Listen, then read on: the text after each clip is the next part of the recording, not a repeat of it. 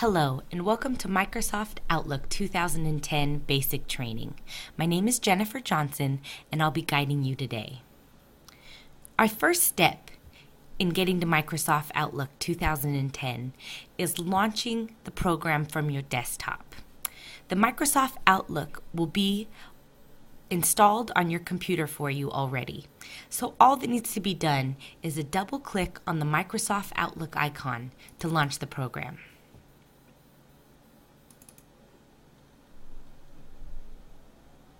Once the program is open, you'll see a couple different options to your left.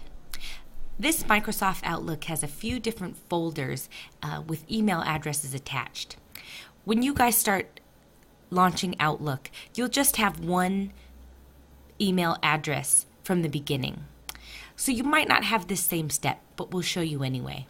To the left here you see Human Resources, Gibran@solutiontech.com and Gibran@gmail.com. We're just going to open one of these email accounts to do our training today. Most important and most often dealt with is the inbox. Most of you already know from other email programs that the inbox is where you'll be receiving all emails from your outside sources. As you see here, we have multiple emails in the inbox. We'll go through different ways to sort your inbox, different ways you can read your messages, and all kind of good tricks for you. So here you see the inbox, and we're going to go ahead and open up one of the emails. Now when you get one of these emails, it'll actually be highlighted with a more of a black bold font. That's how you know the item is new. Let me show you how that happens. Now we can go ahead and click on one of these emails, and I'm just going to do a right click. One more time. You click on the email, right click, and if you hit mark as unread, that's how you can keep something new. So say you get an email in and you've read it, but you need to come back, but you don't want to forget about it. This is often a good tip to make sure you remember that important email. So once a new email comes in, you'll see it with this same dark black bold font. When that email comes in, all you have to do is double click to open. Here actually brings up the details of the message. Now you see in this message, there is no body to the message besides this kind of a standard signature here, but you will see there's multiple attachments. Make sure that whenever you receive attachments, you're always opening these attachments only when you know they're from a trusted source. Don't want any of the company's emails or programs to be threatened. You'll see a warning message. Say we try to open this JPEG file here. Just a double click on it and it's going to open the file inside the email. You can go ahead and just double click on the next one. You don't have to close. You don't have to do anything else besides double click. You'll see a lot of emails come across with different Excel, Word attachments. Printing one of these attachments is very simple. You've got a print button here. You can also save as if you want to save just one of your selected attachments. Say you wanted to save all your attachments. Just select below. When you hit Save All Attachments, you'll see a list of all your JPEG files come up. Simply hit the OK, and it'll take you to your document folders, maybe your My Documents, depending on what you have on your specific computer, where you can save these. I've created a folder here for the Outlook video, Jennifer Johnson, my name, in order to save a few things for us so you can see. I'm going to double click on that. That's going to open our folder, which doesn't have anything saved in it now. I'm just going to hit OK. We already have a file of that replaced. I'm just going to go ahead and say no and close that out and cancel. Now, if you didn't have a file saved by that name, you could go ahead and hit OK, and your files would be saved just fine. But for these purposes, we'll just leave it there. I'm going to go ahead and close this window, and we'll go on to explore this message a little bit more. Say we wanted to go back to the body of the message, not the attachments. All you have to do is click the tab up here.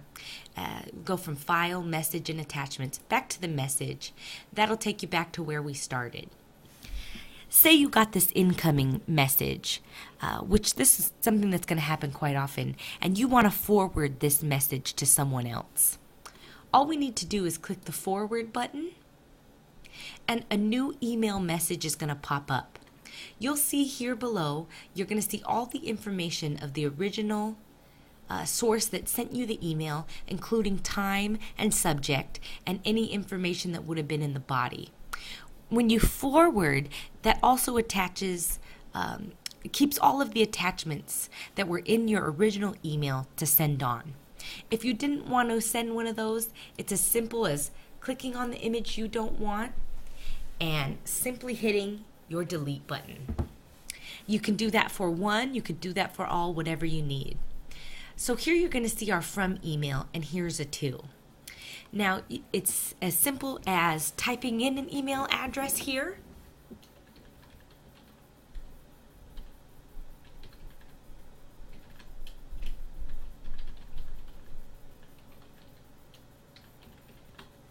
Or if you have an address book saved, we can also go from there. I'm going to take that out. And here's our address book. What this will do will pull up any of your contacts, which we'll get to later on how to save. So say we're going to send this to, I'm just going to select myself here, highlight the name you want, hit the to.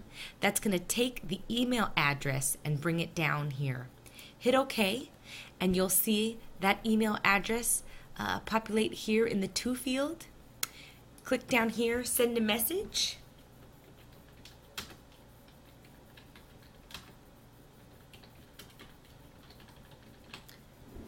And hit the send. As simple as that. Now I'm going to go ahead and close out this email, and we're going to move on to a couple different things you can do. Now that was forwarding from an already existing email that you received. Now we're going to go ahead and create a new message. Up here on your home tab, you have new email. If you just click that, it's going to go ahead and open a new email message. You'll see here that the signature comes up automatically. That's not something that's saved right away, but that's something that's very easy to create. So we're going to go ahead and type a message.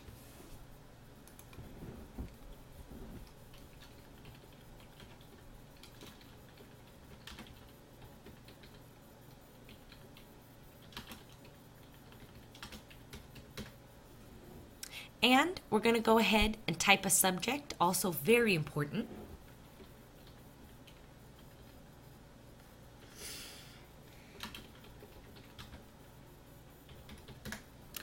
And we're going to go ahead and pick somebody to send the message to.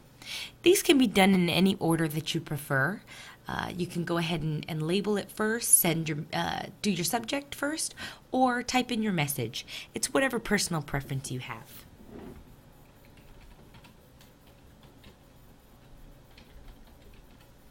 At the same time, you can also CC someone on an email. That's just another way to attach another person that you want to receive the email. Usually this is used when the message is more informative, not that it's directed right to the person, but maybe you're sending it to another colleague and you want them to be aware of the topic you're sending. It's a nice way to put them on the email and letting them know that maybe this isn't directed exactly at them, but you think it's important information.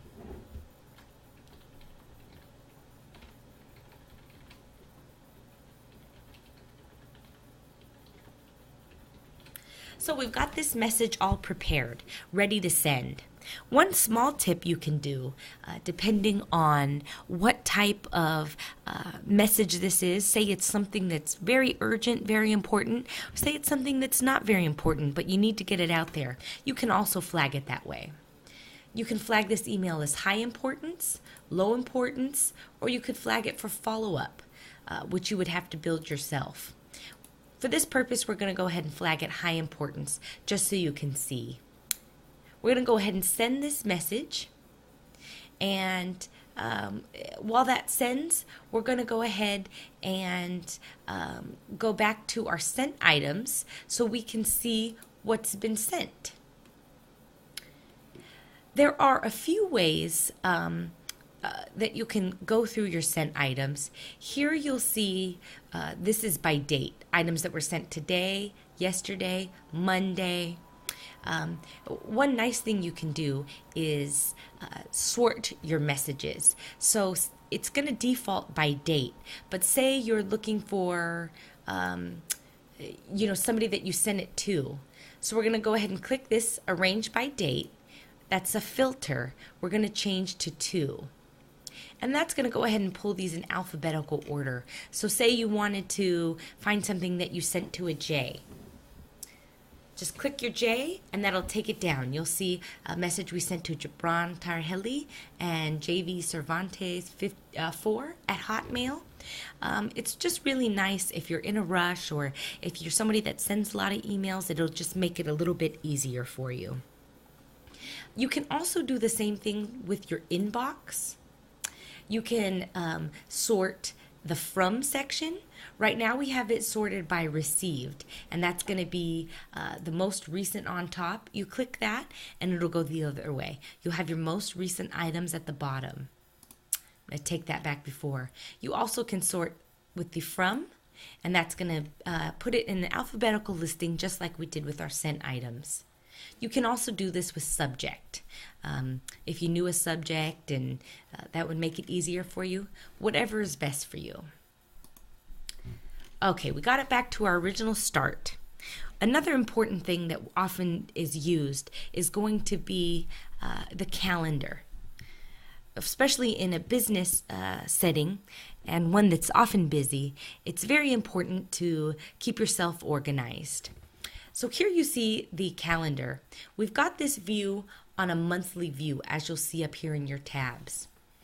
We can change that today if you want to see your calendar date broken down by hours.